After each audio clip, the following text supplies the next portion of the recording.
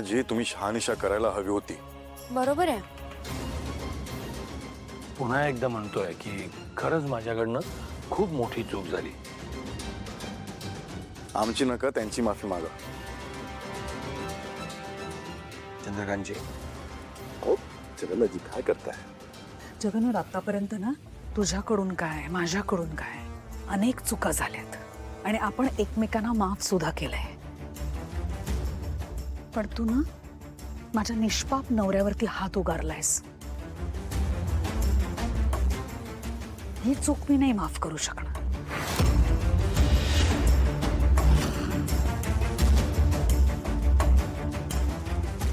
जगन्नाथजी, तुम्ही चूक केली नाहीये, गुन्हा केलाय तुम्ही, गुन्हा.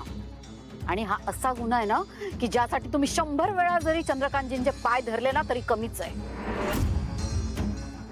या बिचाऱ्या डॉक्टरला घाबरवून काय मिळालं तुम्हाला? त्याला इतकं घाबरवलं, खोटं बोलावं लागलं त्याला.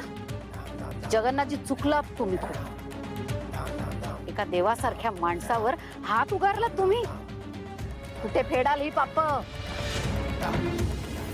खरोखर त्या दिवशी मी खूप घाबरलो होतो. मला काय सांगायचं ते काही कळलंच नाही. जगन्नाथजी, एक बाप म्हणून मी तुमची कृती समजू शकतो. कदाचित मी तुमच्या जागी असतो तर माझ्याकडनं असंच काहीतरी घडलं असतं. महत्वाची गोष्ट ही आहे की सत्य सगळ्यांसमोर आलंय आणि तुमचाही गैरसमज दूर झालाय. आता म्हणतात ना, ऑलज वेल दॅट एंड्स वेल. माफ करा. तर तो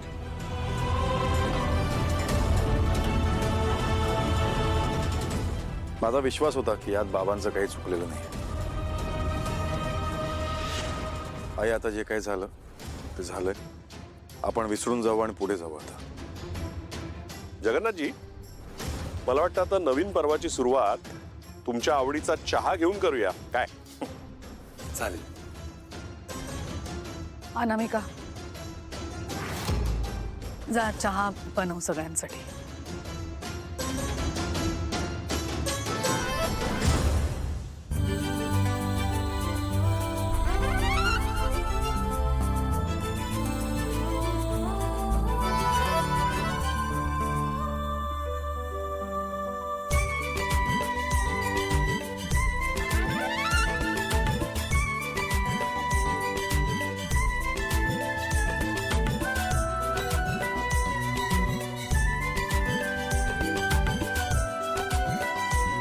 शंभर टक्के खरं आहे असं वाटतंय तुम्हाला?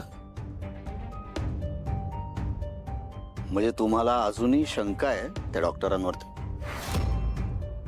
खरं म्हटलं तर त्यांनी सरळ सरळ सगळं सांगितलं नाही का? नाही, त्या डॉक्टरच्या चेहऱ्यावरची भीती आणि पश्चाताप काही खोटा होता असं मला वाटत नाही. तो खरंच बोलत असणार. मुख्य म्हणजे ह्या निमित्ताने तुमच्या मनात माझ्याबद्दल असलेला गैरसमज दूर झाला, हे महत्वाचं. खरंय.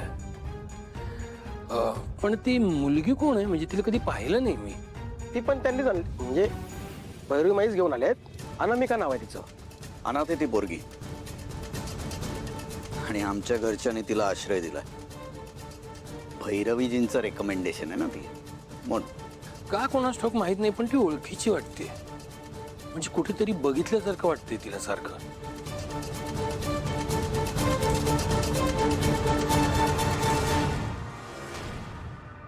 आपल्या मुख्य सूत्रधार आल्या. तिने पुढाकार घेतला म्हणून आज आपल्या मनातल्या शंका सगळ्या दूर झाल्यात. कमाल आहे ही पोरगी. या घरच्यांना जोडून ठेवणारा हा एक दुवा आहे. नाही राजकुमार सर, फक्त मी नाही, ह्या सगळ्यात मला सारंग सरांची आणि जगन्नाथजींची साथ होती म्हणून हे सगळं शक्य झालं. छान.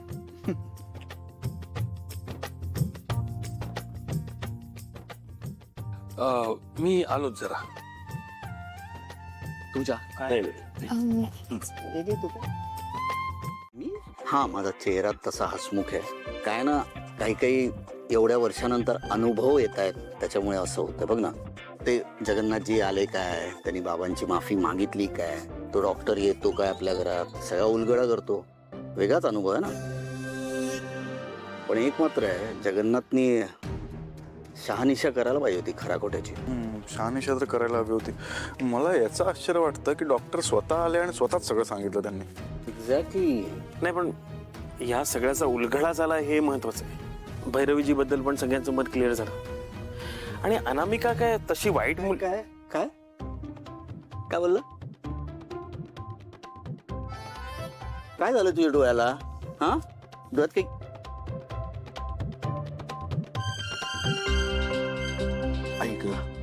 एक मिनिट. तू काहीतरी आता बोलत होतास आणि अचानक गप्प झालास. आणि हे काय चाललंय? इशारे काय चालले तुमच्या दोघांचे? आमचं काहीच नाही चाललंय. असं काहीच नाही हं, माझ्या मनात. कोणाबद्दल तुझ्या मनात काही नाही? परत अनुभव पाहिजे का? पण असं खरंच काही नाहीये. तुम्ही कशाला बोलताय? रंग तू होळीचे रंग घेऊन आलोय.